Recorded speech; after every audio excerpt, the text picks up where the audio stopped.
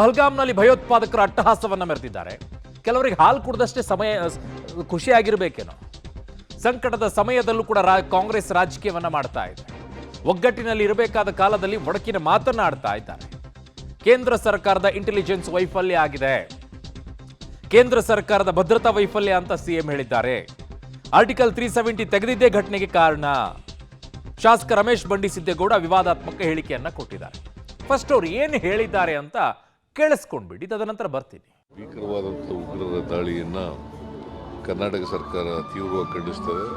ಮತ್ತೆ ನನಗನ್ಸುತ್ತೆ there is a intelligence failure ಅಂತ ಅನಿಸುತ್ತೆ. ಇಂಟೆಲಿಜೆನ್ಸ್ ಫೈಲೂರ್ ಕೇಂದ್ರ ಸರ್ಕಾರದ ಇದು ಇಂಟೆಲಿಜೆನ್ಸ್ ಫೇಲ್ ಆಗಿದೆ ಅಂತ ಅನಿಸುತ್ತೆ. ಯಾಕೆಂದರೆ ಅವರು ಅಲ್ಲಿ ಹಿಂದೆನೂ ಕೂಡ ಗುಲಾಮ ಇದಾಗಿತ್ತು, ಮತ್ತೆ ಇಲ್ಲಿ ಉಗ್ರರ ದಾಳಿ ಆಗಿದೆ. ಕೇಂದ್ರ ಸರ್ಕಾರದ ವೈಫಲ್ಯ ಇದೆ ಅಂತೇಳಿ ನನಗನ್ಸುತ್ತೆ. ಸೊ ಅದನ್ನು ಈ ದಾಳಿ ನೋಡಿ ಅದನ್ನು ಇನ್ನೂ ವಿಚಾರ ಮಾಡಬೇಕು. ಕಾಶ್ಮೀರದ ಬಗ್ಗೆ ನಮ್ಮ ಸನ್ಮಾನ್ಯ ಪ್ರಧಾನಮಂತ್ರಿಗಳು ಭಾಳ ಅತಿಯಾದಂಥ ಆತ್ಮವಿಶ್ವಾಸ ಇವತ್ತು ಅವರಿಗೆ ಉತ್ತರ ಕೊಟ್ಟಿದೆ ಅನ್ನುವಂಥದ್ದು ನನ್ನ ಭಾವನೆ. ಅವರ ಅತಿಯಾದಂಥ ಏನು 370J 370 ಏನು ತೆಗೆದ್ರು ಅಲ್ಲಿಂದ, ಅದನ್ನು ಮಾಡೋಕ್ಕೆ ಮುಂಚೆ ಎಲ್ಲನೂ ಯೋಚನೆ ಮಾಡಬೇಕಾಗಿತ್ತು.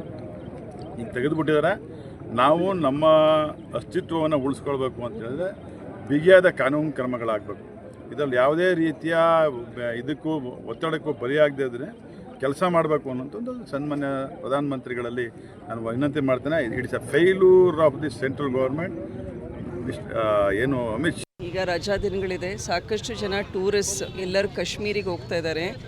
ನಮಗೆ ಸೇಫ್ ಆಗಿದೆ ಕಾಶ್ಮೀರ ಅನ್ನೋ ಮನೋಭಾವ ಸಾರ್ವಜನಿಕರಲ್ಲಿದೆ ಆಲ್ ಓವರ್ ಇಂಡಿಯಾ. ಇವತ್ತು ಉಗ್ರರ ಒಂದು ದಾಳಿ ಆಗಿದೆ ಅಲ್ಲ, ದ್ಯಾಟ್ ಶೋಸ್ BJP ಗೌರ್ಮೆಂಟಿಂದು ಸೆಕ್ಯೂರಿಟಿ ಲ್ಯಾಬ್ಸ್ ಎಷ್ಟಿದೆ ಅಂತ. ಇವತ್ತಿನ ದಿನ ನಾವು ಕೂಡ ಕರ್ನಾಟಕದಿಂದ ಸುಮಾರು 3 ಜನ they have lost their lives. ನಮ್ಮ ಕಡೆಯಿಂದ ಅವರ ಫ್ಯಾಮಿಲಿ ಕುಟುಂಬದ ಪರವಾಗಿ ಕಂಡೋಲೆನ್ಸಸ್ ಇದೆ.